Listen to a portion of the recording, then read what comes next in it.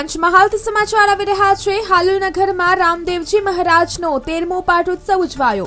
મંદિર પરિષદ ખાતે ભજન કીર્તન સત્સંગ સહિત મહાઆરતી યોજાઈ। નગરમાં રામદેવજી મહારાજની ભવ્ય શોભાયાત્રા યોજાઈ।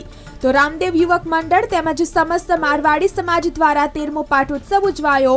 શોભાયાત્રામાં મારવાડી સમાજના અગ્રણીઓ તેમજ નગરજનો જોડાયા। નગરમાં ઠેર ઠેર શોભાયાત્રાનું ભવ્ય સ્વાગત કરવામાં આવ્યું।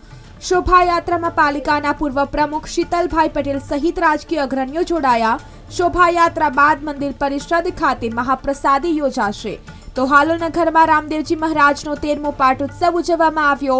મંદિર પરિષદ ખાતે ભજન કીર્તન સત્સંગ સહિત મહાઆરતી પણ યોજાઈ।